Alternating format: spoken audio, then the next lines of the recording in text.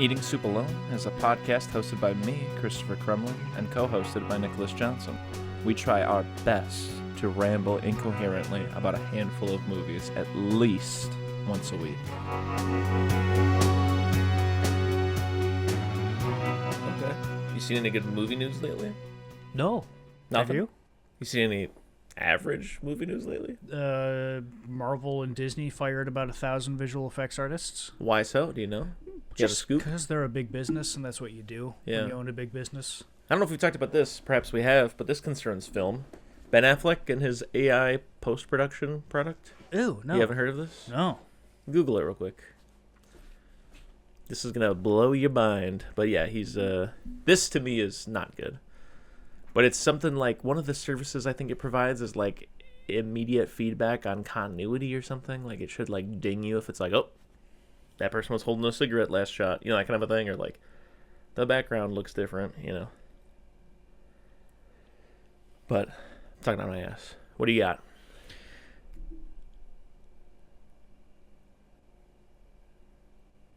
He's scanning. He's reading.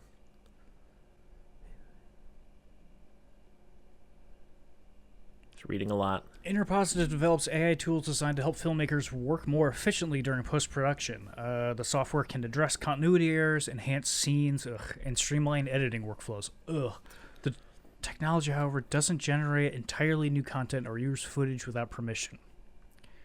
You can use your own model to remove the wires on stunts, reframe a shot, get a shot you missed. Get a shot you missed. I don't like that. Yeah, that's bad. Shape the lighting. Don't like that. Enhance the backgrounds. Don't love that. You know, this sounds good from this little bit I read about it on Reddit. Yeah. Sounds like, you know, not doing your job and then having AI fix it later. Yeah, basically. I mean, there are... It's like dystopian future version of like, yeah, we'll fix it in post. Yeah, absolutely. You know? I'm sure, I mean, I hate to advocate for AI in any way, shape, or form. Okay, buddy, chill. I'm not gonna. I do in the sense that, like, it's been used in video games for fucking decades now. Like, that's what runs the fucking NPC logic that they run on and stuff. I think like, that's a different type of thing. Yeah. That's something that a person had to type up all of, and then the AI in that video game is just running basically what the video game is running on. I think we just used artificial intelligence because it's a guy in a video game walking around that's not you. Yeah. But this is a bunch of it's something that a guy programmed to run around like an NPC doing shit that people don't want to do. Yeah, but your AI in your video game, when you're running around with Nick Valentine, he's not using, tens of thousands of gallons of water. Yeah. And Nick Valentine's not putting anyone out of a job except for the original Nick Valentine, probably. Yeah. So yeah, thumbs down. Well, you want to talk about some movies? Or do you have more about that? Do you have a hotter take? I was going to bring up Starfield because I brought up Fallout, but I don't want to do it. Let's talk about a movie. Let's talk about a movie. So we saw Project Hail Mary. We did. Chris, I saw this movie 1 calendar month ago. Tell me about it. I saw it a couple weeks ago also. How'd you feel? It's been a minute. How'd you feel? Hold on. Let me do the rigmarole. Made by our boys. Doug and Chet. Yeah. Who did Cloudy with a Chance of Meatballs. No, Chris Allard and Phil Miller. Yeah. Did I get that right? Yeah. 21 Jump Street, 22 Jump Street. Spider-Man or 2. Yeah. I didn't watch those ones, but I know people loved them. They're good. I like the first one. The second one left. So what I'm saying is, and they also did that show Last Man on Earth, I think, with Will Forte, right? I believe you, yeah. Yeah. Anyways, all I'm saying is that they don't miss, it seems like. Oh, I like that they have a joint Wikipedia page. That's just how fucking thick it runs. Did you mention Cloudy with a Chance of Meatballs? Yep, that was the first thing I said. What about Clone High? Don't know what the hell that is. It's a cartoon about a high school full of a bunch of clones of like famous historical figures. And you love it? I hear a lot of good things about it. I think I watched the first season and it just didn't catch me, but people like it. So I'll cut to the chase. Yeah. Well, you know what? A second ago, okay, we're going to talk about Project Hail Mary, but let's go back to this section of the podcast where we're just talking about movie news. This isn't necessarily a movie because I think it's a TV show. I don't know what it is, but what's your take on this Harry Potter reboot? Fuck it, into the ground. Yeah, people are saying that a lot online, and I agree. It One, because J.K. Rowling kind of a transphobe and doesn't actively deserve any income coming in. Correct. From that. Two, why would you? These movies are not like, oh, that was a fun little noise. These movies are not dated. Yes. They're still pretty up and modern. I can't remember where I saw this, but I saw someone put it in a way that I think made a lot of sense. This new show is just a commercial basically for Harry Potter. That's a great way to put It's to keep Harry Potter in everybody's mind, so you will buy the wands and go to the amusement parks and buy the T-shirts. And even though I can't imagine that there's a dip in that shit, because No, there's not. millennials are still alive. Have you left the house any day of the last 5 years and not seen an adult person with a Deathly Hallows tattoo? The No, square with probably the not. circle inside of it and the line and Even stuff? if I didn't see it, they'd probably walk past me. Yeah. And you didn't even know. It's fucked up. But anyways, Project Hail Mary. I know it's based on a book. I know it's done by the guy who did The Martian, which was also based on a book. And I know the book of The Martian was considered really good. And I know that the movie was considered really good. And we had a couple of nominations for awards. It may have won. I think I heard somewhere that this Project Hail Mary was written with Ryan Gosling in mind as the character. That's cool. The guy's name is what was it, like Ryland Grace in the movie? Ryan Gosling, Ryland Grace? It's Ryland Grace. Yeah, no, I never put that together. Yeah. That's so funny. I'm pretty sure. I could be talking out my ass, but I think I heard that once that the author wrote this with him in mind. I mean, Yeah. So he's a living author who is definitely aware of Ryan Gosling. I think he might have said that one time. If not, who am I but a guy with a podcast? And then the movie came out, and it was cost like $200 million. I hear. Correct. It's made like $575 million worldwide. Nailed it. Because I just looked at the Wikipedia. Mm-hmm. You know what's sad though? What's that? I saw some speculation in that same Wikipedia article that said that that it'd have to make at least $500 million to break even. But the budget's 200. Yeah. Break even on what? I guess all the other money they pumped into marketing the thing. That goes into the budget. That's part of the budget. What are you talking about? When you read a budget for a movie on Wikipedia, it includes the marketing. I always heard that it doesn't. You should double the budget because they probably spent about what they spent. And on the I've movie always on. heard that you should have it. That's weird. Half it. Yeah. You know what I mean? Huh? Interesting. Well, there's no way to find that out. Yeah. So we'll just. Anyways, live in mystery. So sad state of affairs. I think this movie did pretty. I mean, no, I don't know. I'm just saying that out of my butt. Never mind. I still think it did pretty well for a movie. No. It definitely did well, but it's just a sad state of affairs of the modern Hollywood system that somehow you make $600 million, and that's not that crazy past break even point. Mm-hmm. I'm a pervert and I love Friday the 13th and stuff. I mean, those movies were made for $1 million or $2 million and would crank out $40 million. Yeah. Yeah. You know what I'm saying? Whatever happened to that? Spider-Man. Yeah. Probably. So anyways, and this film, I liked it. Okay. Yeah, I saw you give it 5 stars on Letterboxd. For what it is, yeah. I mean, it's I've seen a couple people say it, and I would agree entirely. This is genuinely, this is a family film. You know what I'm saying? Yeah. This is what I saw a friend of the show, Johnny Athey. He was a bit cynical about it. No disrespect, I get it totally. But on Letterboxd, he said something where he was like, "Oh, this is a greatest hits thing. Here's a little bit of IET, here's a little bit of this, that, and the other. Yeah. But less cynically. No offense, Johnny. Yeah, exactly. I think this is one of those movies, something like Back to the Future, where again, I love it. It is inventive. I'm not trying to take anything away with it, but it's a bunch of elements of other things we've seen before smashed together. Here's a big blockbuster. Go see it with your family. If you're 8, you can watch it. You can love it. If you're 80, you can watch it. You can love it. Yeah. And yeah, that is what Project Hail Mary is. It's this. What I wrote on Letterboxd was something to the effect of if you're gonna have these $200 million popcorn family movies, yeah. Yes. If I were the president and I had to sign off on a budget, I'd be like, yeah, of course, Project Hail Mary gets $200 million. Go make that. Yeah, yes. Yeah. My fiance, when we were watching it at one point, she turned to me and she was like, "I'm crying so hard I might throw up," because it's just, so just the little sentimental thing you watch and touch you in the feels, and I liked it. Yeah. Can I give you my one complaint with this movie? Sure, go ahead. I think it needed to be 11 to 12 seconds shorter. I don't need to see him teaching all the rock kids at the end. That really put a bad taste in my mouth for some reason. That's funny. Him That's being very on the funny. rock planet and being Yeah. like, I don't mind being here that long. You know, Yeah. I'm like, I'll this be here is till you really nice. rebuild my ship. Yeah, Yeah. ended there. But then to see him teaching all the rock kids, I was like, I don't like this for some reason. So, this movie's told non-linearly. Yeah. Which we're not going to nail. And spoilers, brand new film. Go see it if you haven't seen it. But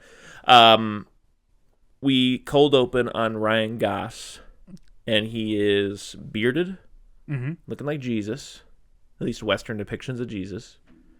And he wakes up in a space pod,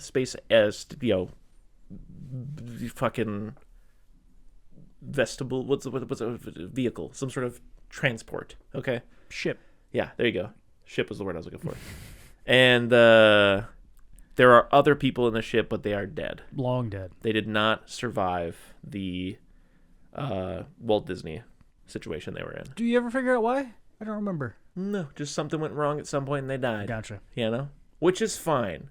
Because again, I'm putting a feather in Project Hail Mary's cap. Move forward. You know, Doc and Marty are friends. Don't gotta explain it. So respect.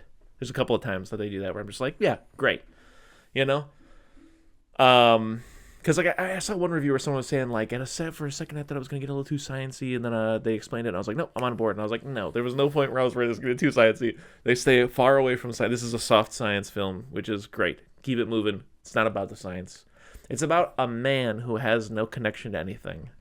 Yes. Finding that connection in the most unbelievable place. Light years away from home. They should have got you to write like the taglines on the posters Yeah. and stuff. That was great. Yeah. Yeah. Why don't they do that anymore? They don't, because every trailer is like shugunk gunk gunk gunk gunk gunk bom bom bum bum bum bum bum bum. You know, whatever happened to like, in a world. Oh, I did the fucking kazoo thing again. In a world. You know, whatever happened to the voiceover is what I'm saying. Whatever happened to the narration. I think people kept making fun of it too much. Yeah. Because everyone started going, in a world. So you think it'll come back one day? Who knows, man? Things come back all the time. Look at 3D. Did you ever think it'd come back like 8 times? Of course I didn't. You're right. This is so much worse. I'm looking at the actual poster, and it just says "Believe in the Hail Mary" on it. Okay, that's bad. That's a thumbs down. That's a thumbs down. If I was on the marketing team, and I was the president, I'd be like, okay, who wrote this one? You're fired. Out of here. So he's also a school teacher. He is, because he's a disgraced scientist. I don't believe this. For some reason, I don't believe Ryan Gosling is a school teacher. Yeah? He's very fun and charming, and Yeah. he looks good in the tweed jacket. But for some reason, I was like, I'm not buying this. I ain't buying it. I will agree with you, but it'd probably because he's a fucking, like Harrison Ford, I can believe him as a professor. As a professor, yeah. He also doesn't have I've dehydrated my body abs and plastic surgery. True, Ryan Gosling has true. gotten plastic surgery in the last couple of years. Has he? He has, yes. I Yeah. hadn't noticed. So but what I'm saying is that, Harrison Ford looks like a real man in his 40s, whereas Ryan Gosling, I'm not buying 40s. What? He's got that Hollywood thing where it's like, I can't tell your age anymore. Are you kidding me? What? You don't feel that way with Harrison Ford, arguably the most handsome man who has ever existed? What do you mean? I'm saying that I can look at him and be like, that's a 45-year-old man. Yeah, That's what I'm saying. I can look at Ryan Gosling and say that's a 45-year-old man. Okay. But To me, he looks cloney. I still think he's a very handsome man, but he just looks too perfect. No, I think that's his appeal, is that he's a little wonky looking. Okay. But for Harrison Ford, I buy him as a professor, but I would walk into his classroom and be like, that's a movie star, man. Yeah. That guy's the most symmetrical man I've ever seen. I'd go home and tell my friends, I have the hottest history professor, archaeology professor. Do you teach archaeology? I'm going to put it this way, and then we're going to leave it alone. Harrison Ford didn't play Ken. That's true. You know what I'm saying? Ryan Gosling is just a Ken doll of a man. I like him. He's got charm. But you see him, and to me, he's clearly like an actor. It's got the laziest But I feel I've like ever seen. maybe, and again, this is no discredit to him, because I actually think this is one of his, this is probably like one of his strongest performances. Mm-hmm. I think he does a really good job in this role. Mm-hmm. But when you're talking about like looking at Ryan Gosling and being like, this guy's a teacher, I feel like maybe like 10, 15 years ago, that'd be a believable Ryan Gosling teacher. Okay, I get that, yeah. Now he's just transcended to like being at the Rock level, where it's like, you know what I mean? That's what I think is probably doing it for you. That's what I'm trying to get at. Whereas Harrison Ford always has that everyman thing. For me, at least. I don't know. I see him. Don't get me wrong. He's unbelievably attractive. I'm not saying he's not attractive. I'm just saying he has never You know, he looks like, you know, I could see him at work tomorrow, I feel like. Yeah. Like he looks like the kind of handsome where you'd be like, that dude is fucking handsome. He looks like I could see him at work tomorrow, and every day at work when he walks past me, I'd go, I gotta kill myself. I have to sleep with this man. I gotta get out of here. Anyways, back to the film. So so he's a teacher. He's a really good teacher, it seems like. Yeah. The kids are like, what about these space boogans we heard about? It's the Petrova line. Oh. Petrova line, it's going from the sun to Venus. And it's these organisms that are just suckling on the sun's tit, and they're about to turn the lights out. They got 30 years before the lights go out. Right? And it seems like they subsist on not carbon-based material or something like that. Okay. I believe is what it is. Okay. This is some shit I've heard in the X-Files before. But like carbon-based life form is what all of us are on Earth. And I think the thing is that they seem like they're not carbon-based. And Ryan Gosling, if I'm recalling correctly, wrote a paper that led to me disgraced where he said, like, not all life has to be carbon-based. Because there's some soft science stuff that he throws out a couple times, which is fun to think about. Yeah. Which is that, like, well, we have no idea what life could look like, right? And that's something that I've, you know, it's... You can go back and forth on it. I mean, it's... Who knows, right? Because science is the best of our understanding to this point, right? Mm-hmm. There was a point where we thought that flies just spontaneously materialized. You know, there was seriously a time. Mm-hmm. And where am I going with this? I am trying to say that, like Neil deGrasse Tyson said it, I think maybe, but I'm sure plenty of other scientists have talked about this kind of thing. But like, you know, if you're looking for a cow, you look for grass and water and blah, blah, blah, blah, blah, right? But who's to say we're looking for a cow, right? And that's kind of Ryan Gosling's stance on like life, right? So this gets him shit canned. Science at large hates him. He's got to ride a bike. Yeah, he can't have a car anymore. They took away his license. He now teaches middle school science. And I would have paid attention to that class. Because he's so handsome. Because it's Ryan Gosling. Anyways, so they're like, hey, what about this Petrova line? He doesn't want to tell them. Then he does. He caves on it. And he basically tells them what I just told you. Then we get like the... here's something I liked. Lionel Boyce being in this. Mr. the Bear, Mr. Odd Future. Oh, yeah. Yeah, that's cool. I like seeing my boy around. I forgot about that. That's something I liked about this movie. I will say it again and again and again. Too long. No movie needs to be over 90 minutes. Sure. But I did like thinking about it at the end. I was like, oh, yeah, remember that security guard that he was like best friends with for a third of the movie? Yeah. Yeah, basically he gets abducted by a lady with some kind of accent. Mm-hmm. European something, I think. Say Norwegian. She's Mrs. Sam. Aunt Sam, we'll say. She's abducted. Oh, she's German. Ryan Gosling. And she's basically been like, hey, analyze this. And he's like, well, what is it? She's like, analyze it. And then, whatever. They do it back and forth. In fact, the whole time they have like a playful, almost will they, won't they type relationship. Do you think so? Yeah, sometimes I'm like, these two. You know? These two. Why don't you guys go get a drink sometime? I felt the opposite. I felt like that there wasn't that, and I really liked it because of it. Okay. I was like, they are just chums. Yeah, well, guess I'm a pervert then. Anyways. You do like Friday the 13th. Turns out they got a little sample of the astrophage, is what it's called. Ooh. The shit from the Petrova line. Fun word. Yeah. And that's what he's testing. And he finds out that it is wrong, I think. I think it is not, like, he's not right about it being, it is carbon-based. They are carbon-based. But he does find out some other shit about what they're up to. Can't remember exactly, because, again, it's been a couple weeks. My bad. He shines some lights on him inside of a box. They build a box at Home Depot with Lionel. It's awesome. So fun. You want to be a part of that. Mm-hmm. I want to build stuff like that. I want to be. He's a scientist, but he's very hands-on, you know? Yes. He's got very, very practical, tactile. I do love that. I don't think movies do it enough anymore, but it's something I've always really liked about Doctor Who. So when you see someone doing science, they're running around doing it. It's always fun. He is always running around. Yeah. And so they they realize that it's like they're attracted to a certain type of light. I can't remember exactly. It's like radioactive. Is it radioactive light? Is it like some kind of gamma light or? Bro, you gotta stop asking me questions about this movie. I don't know. Anyways, they trap it inside of a box, inside of another box, inside of another box, yada yada yada. Right. I think there's a certain point where we end up going back to the ship. Oh, over and over again. Yeah, We're bouncing between these two. They're barreling forward. But to finish up a little bit of what the science plot is back in our time. We'll go back to the ship. Whatever, fuck it. I'm doing what I can do here, okay? I'm doing my best. So we find out basically through like inference and whatnot.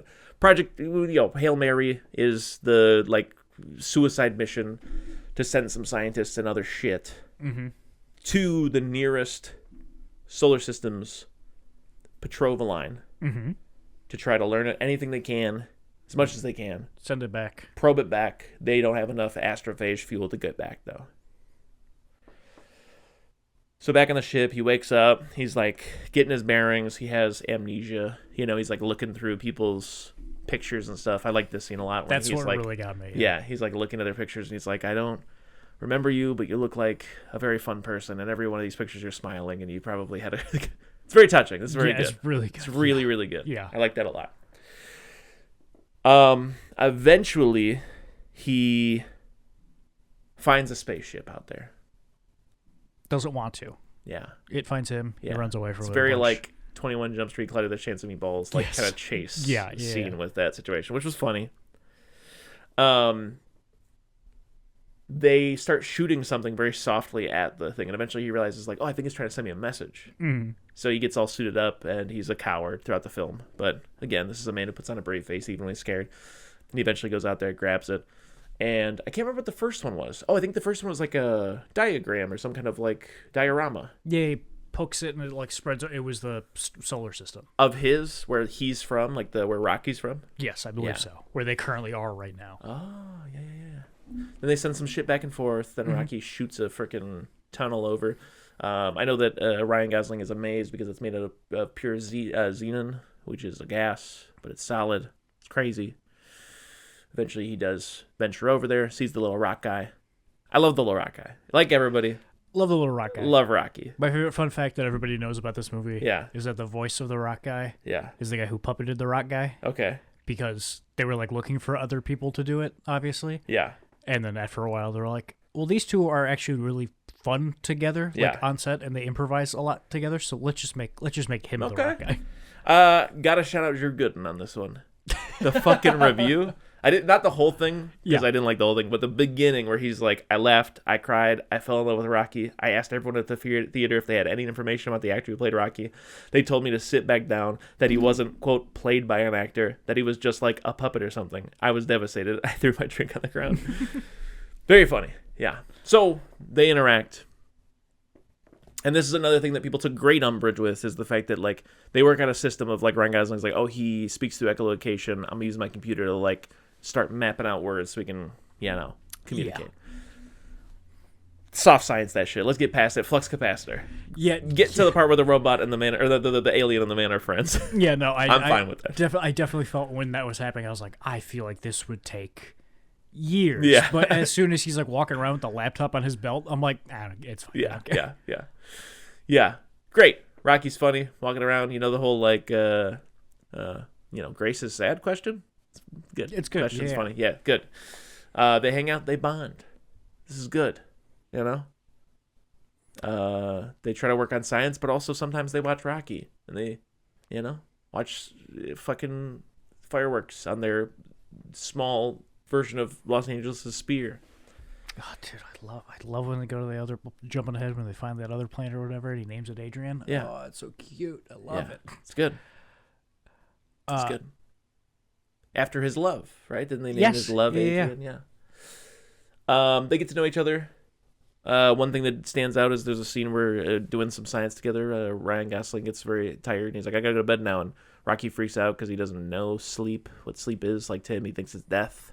Yeah, and he's like, everybody on my ship has died. Like, we watch each other because we don't have like a wake up reflex. Like, so we have to watch each other. So he's like, can I watch you sleep and whatever. It's really sweet. How do you feel about them showing Rocky eating? I don't recall watching him physically eat. He sees Ryan Gosling eat, and he goes, "That's gross." And he goes, "Well, how do you eat?" And right. he fists a bunch of food into his butt. Yeah. Yeah, I didn't like that. I'm fine with it. That was a little much. I also want to say that the movie, I know it's a blend of practical and CGI, but in a way that I liked. This looks great to me. Yes, absolutely. This is not bad. This is not egregious. It did absolutely feel like anytime I noticed CGI, it was like, well, you would absolutely have to for this. Like, there's no way around this. Yeah, and Rocky mostly being a puppet and stuff, and a lot of it being like practical sets. This is a good use of the technology. Even I'm not upset.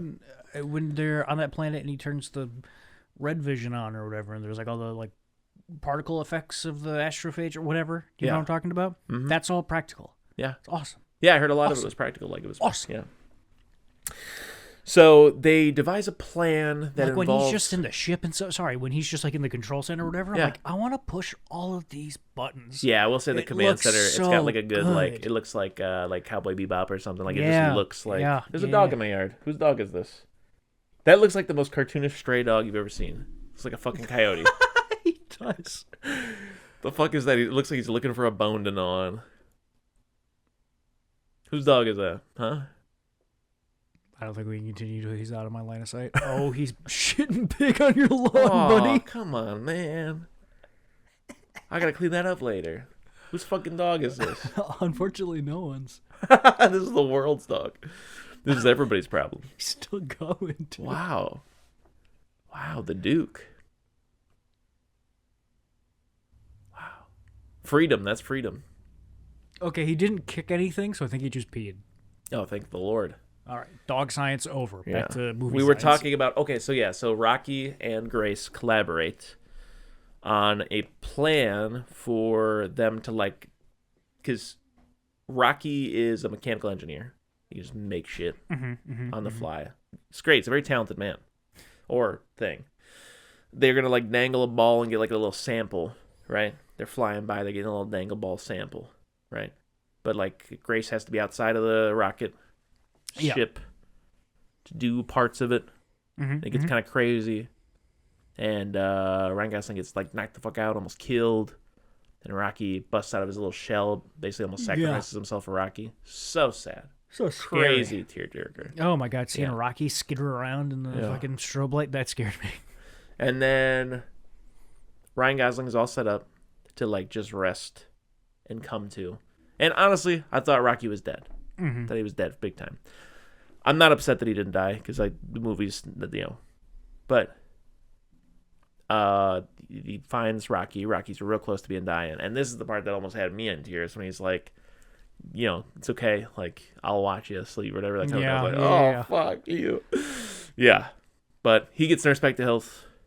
They collaborate. Rocky is smart enough to do his newfound friend a favor, which is that he's like, hey, I can get you like a return trip home. Oh, dude, yeah, this might be my favorite like little bit of this movie. Yeah, might have made me laugh the hardest. I laughed a few times, but it's been a couple weeks. I can't remember the laughs offhand. I'm sure I'll see it again. But Rocky and Ryland are talking, and he kind of like not lets it slip, but like offhandedly mentions like, "Oh yeah, I'm not going back home. Like this is a one-way trip for me." He's like, "But it's just my mission. It's my lot in life. It's what I gotta do, and it's I feel good and I feel pride and I'm okay with it, and I promise everything's fine." And then Rocky's like, "I will give you my astrophage," which will mean he's like, "I'll get home 6 years later than I normally would." He's like, "I can't let you do that." And Rocky's like, "I'm not going to let you die. I have to do this. You are getting back home." And Ryan Gosling cries. He goes, thank God. I didn't mean any of that. So because he's like, I thought Grace said he was okay with it or whatever. And he's like, that's just something you say. So good. That was really good. So. It's time for the goodbye. The goodbye was also hard. That's a hard one to watch. Yeah. Oh, yeah. Really, touching. Because you want them to hang out in space together forever. You really That's do. what I want. But when when he goes into Rocky's ship to show him, Rocky's going to show him around his ship. Yeah. It's just incomprehensible to the human mind. It's so funny to me. Which is wonderful because I like that. I like that. I like the I thought for sure it would look like all the spindly little crap that he's making, but it's like no, it's just when you fall out of it's almost like Interstellar when he goes into the fifth dimension or whatever, the fourth dimension. It's exactly like that, and it reminds me of you ever get into a video game and like you like clip through a wall or you get somebody not clip supposed into the back rooms, and like to quote my nephew, yes, a texture like repeats over and over and over and over and over again. That's just exactly what it looks like. Wonderful. So they say goodbye. They're on their way home. They also like genetically engineered like a specific type of this astrophage. Yes. Yeah. Little bit ways down the whatever, Ryan Gosling has woken up from his Walt Disney nap, and something's gone wrong, which is something about the astrophage is like deteriorating or whatever, and he realizes that it's gonna fuck over, bust big time loose and kill Rocky. Yeah. During the trip to Earth, Grace discovers that the organism has evolved to pass through their xenobite containers and are eating him when he's astrophage. Yeah, that it like eats up xenon or whatever. Yeah. So he reverses ship, goes to save Rocky. Oh, because the entirety of Rocky's ship is made out of the stuff that they're holding in. Okay. Yeah. And he realizes Rocky's gonna die, and he's like, "No way, sir! I'm gonna go save that little rock." So he goes over there, saves Rocky. Right. Yes, but now his ship's fucked. Yeah. So he goes back to Rocky's house. Yeah. Rocky's like, we're taking care of it. Yeah. He sends his stuff back to Earth. Flashback to Earth. See, I'm remembering the movie now. Yeah. Then we there's this all scene. that stuff where like, oh yeah, one of their scientists like died or exploded. Yeah. For some reason, and they're like, Ryan Gosling, you gotta go, and he's like, I can't do it. Yeah. And so they like kidnap him and shoot him up there. Also, yeah, which is like, of course, that's how that would go. Like he's like, no, I just don't want to, and then they just start prepping like knockout whatever. Cause he's like, what do you mean? Like I don't want to go. And they're like, yeah, well, that's not really an option. Like the world's gonna fuck you again. We're sending you. Like. Something about this movie, a nitpick that I have that was brought to my attention by a friend of the show, Elton. The way Ryan Gosling wears his glasses when he's not looking through them. Yeah. So annoying. Yeah. He has like, you know what I'm talking about? He's got them on like one ear.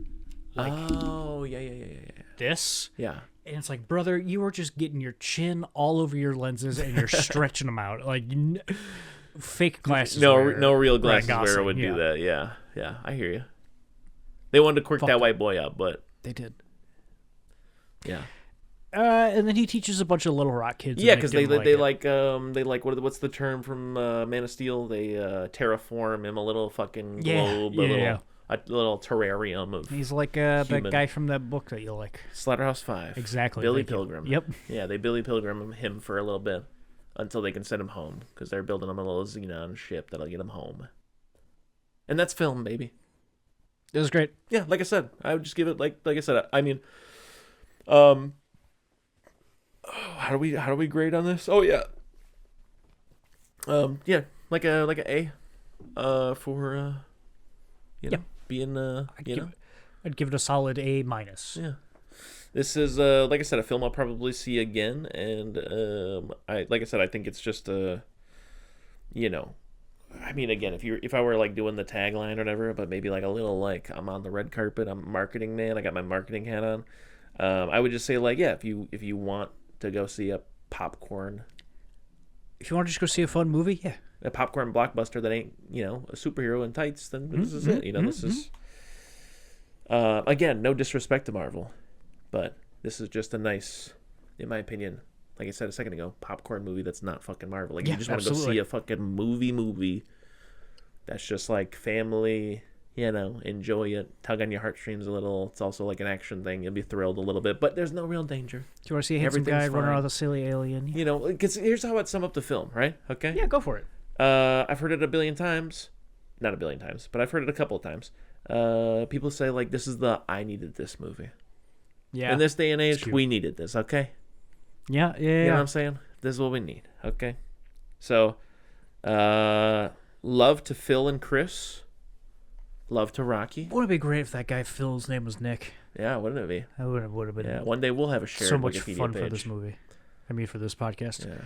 So, all right. Well, that's that, Mattress Man. On that one, you got me there for a second. Here Comes More Mattress. We watched another movie. We did. Okay, so Looney Tunes. Looney Tunes back in action. Now this is a film you hold dear to your heart? I didn't know I did until I saw it. Really? Again, yeah.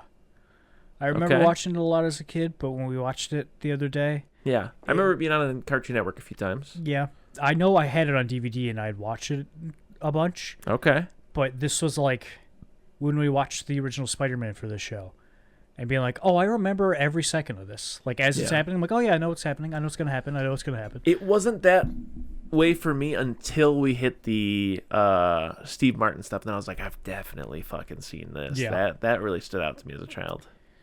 This movie is directed by Joe Dante. Fun enough. I'm going to say something a little blasphemous, perhaps. Yeah, give me. I almost feel like a better cast, so close, but for that role, would be Martin Short. I could see that. I could see it working just as well. Okay. Yeah. My bad. Maybe he's too short. Maybe. Because he's wearing those little shorts in this movie, and that's pretty funny. Okay. And if you're shorter, I think it's a little less funny. Written by Larry Doyle. Based on the Looney Tunes by Warner Brothers. Okay. Apparently this guy used to write for The Simpsons at some point. He also wrote the movie I Love You, Beth Cooper. Budget of $80 million, box office of $68. Ooh. This movie probably made buku bucks on DVD though, right? Perhaps. Probably one of those deals. This Bugs Bunny, also, here's another hot take before we even get into it. A little bit more of an asshole than a lovable trickster. I think that's when Bugs Bunny's at his best. Really? Yeah. Okay. Bugs Bunny's like, not even like, he's barely supporting cast in this movie, which is very surprising to me. Yeah. Like, of all the things that happen to move the plot along, Bugs Bunny's involved in like 0% of it. He's just there for this whole movie, and I really like that. Timothy Dalton. Jimmy Bond himself plays James Bond in this, basically. Which is so strange, because we haven't gotten to his James Bond films yet. We have not. Okay. I immediately pegged him as the guy from Hot Fuzz. Yes, yeah. That's what I remembered him as, because I've seen that movie so many times. He plays, what is it, Skinner? Mr. Skinner. Yeah, Simon Skinner, the manager of the supermarket. Mr. Skinner. And then, yeah, like we said, Steve Martin is the chairman, Heather Locklear is Dusty Tales, Timothy Dalton, Joan Cusack. For some reason, Ron Perlman is just a guy at a desk. Your partner hates Joan Cusack. Is that what I overheard? No, the exact opposite. My partner loves Joan Cusack. Okay. Yeah. Yeah. I went over to her home to watch this film. Yes. She made us like a chicken stir fry type situation. Yes. With like a little bit of curry in it seemed like. Mm-hmm, Yeah. Mm-hmm. It's pretty good. You had a beer. She usually has me make the eggs. Didn't this time. Didn't want to embarrass us, so I get that. What do you mean embarrass you? I'm just kidding. All right. So here's an interesting line I'm going to read. It was originally produced as Spy Jam and was intended to star Jackie Chan in the lead role. Ooh, I would Dante, out of personal dislike for Space Jam, substantially developed the project to be more closely represent the original personalities of the Looney Tunes characters. I like that, yeah.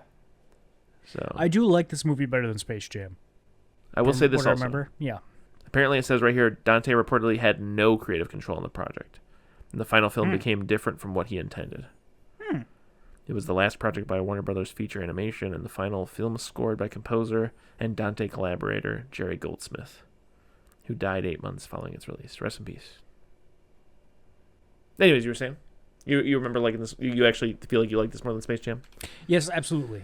Space Jam is just fun and nostalgic. This one is fun and nostalgic, but also this movie legitimately made me laugh a few times. There were a few times where it made me laugh, yeah. Yeah. For sure.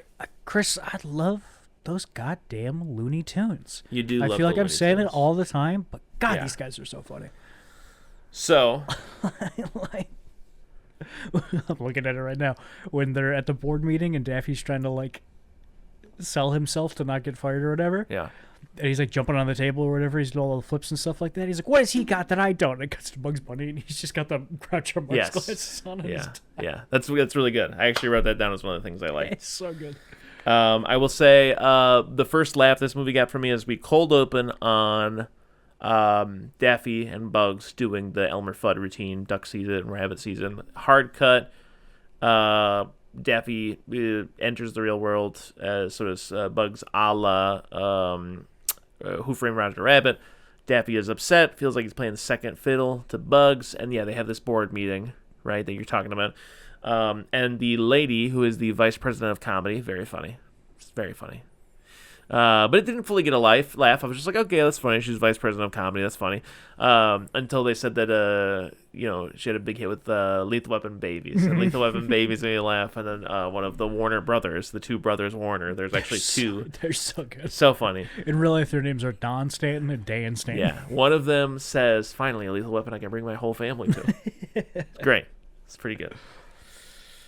Continue. So they fire Daffy. Yep.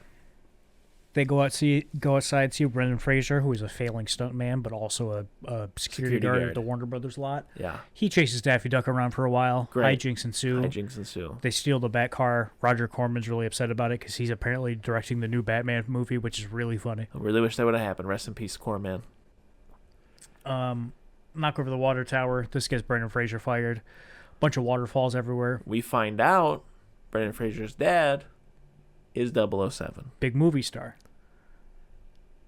Daffy eventually realizes that he is actually a spy whose cover is as an actor whose biggest role is as a spy.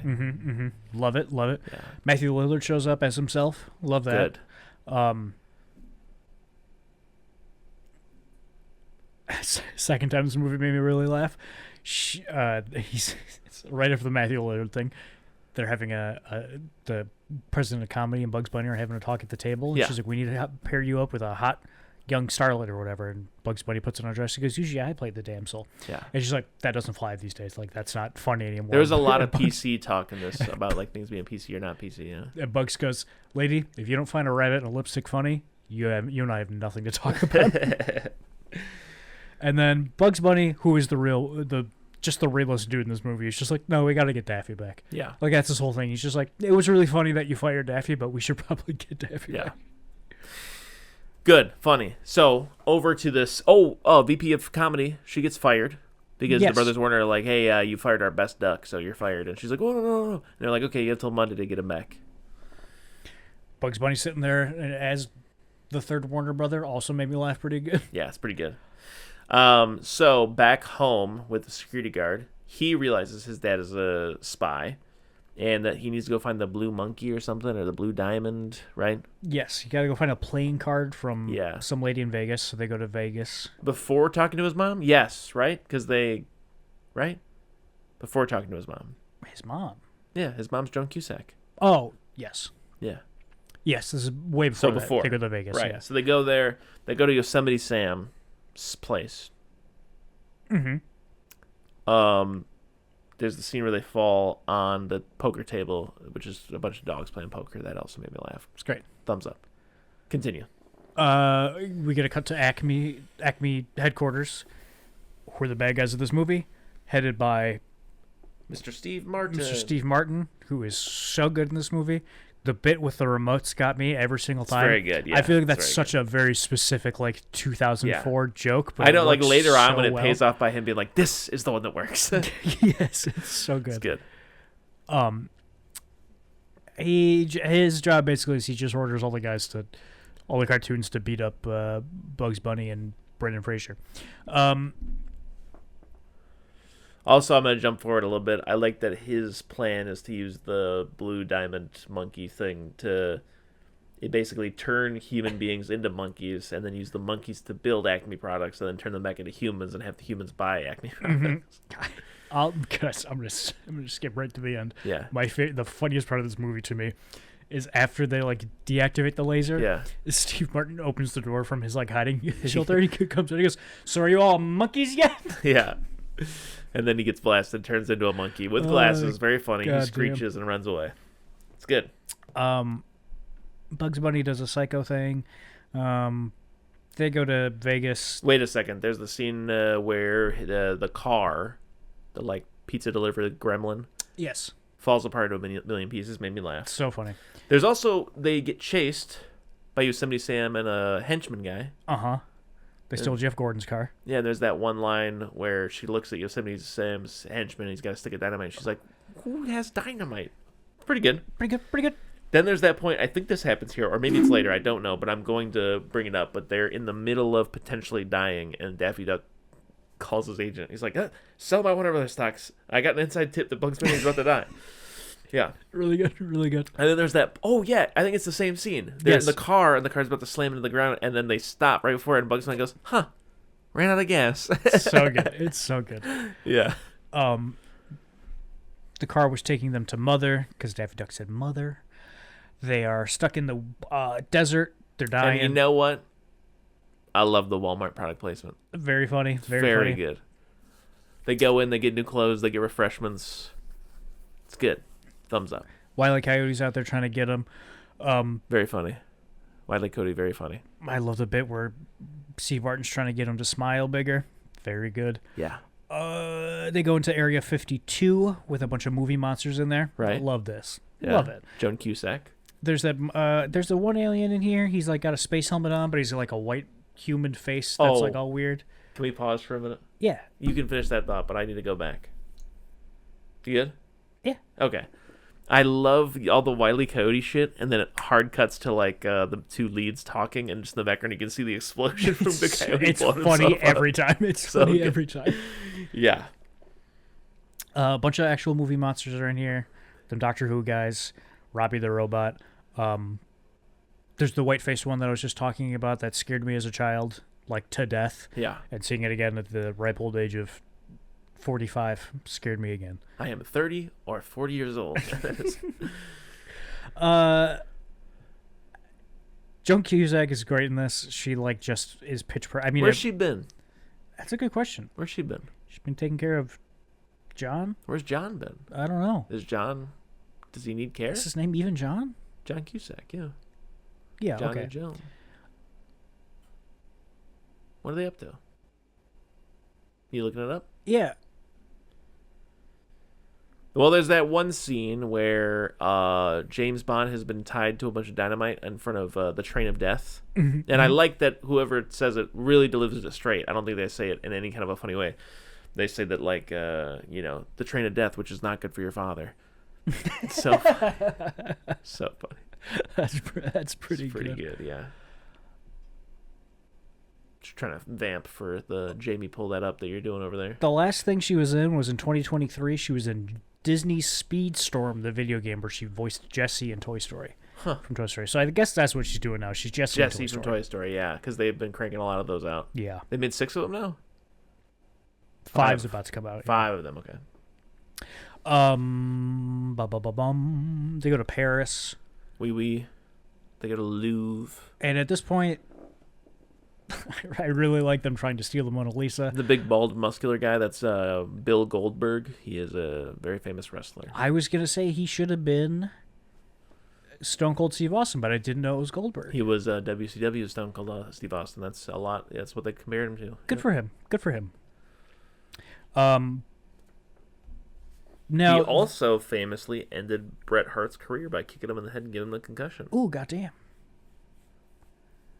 Mistakes happen, but Bret Hart is still pretty sour about that one.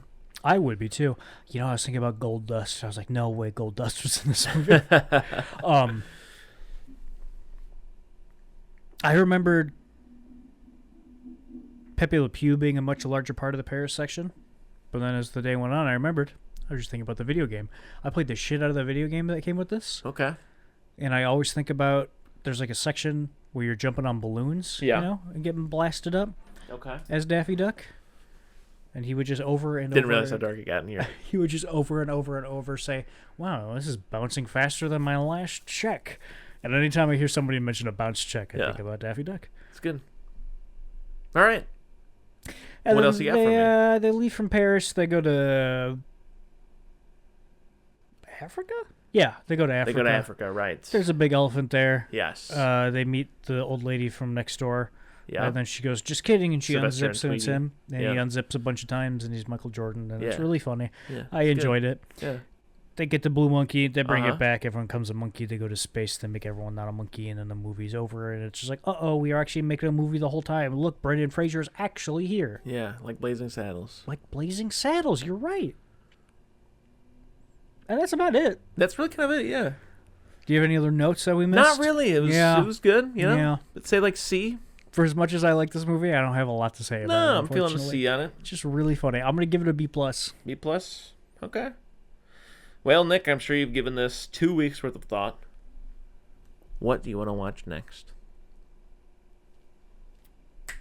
Godzilla -1. Okay. It's like the most recent Japanese Godzilla movie. Yeah. It's apparently very good. Mhm. It's on Netflix right now. It's been on my list for a while. There's nothing you can do about it. Okay. What about you?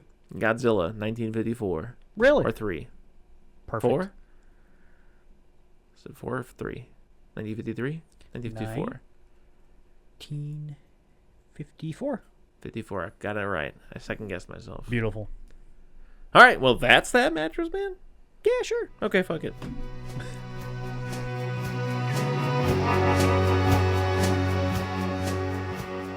If you need more soup, follow us on Instagram, Facebook, and Twitter, or go to our website, eatingsoupalone.com.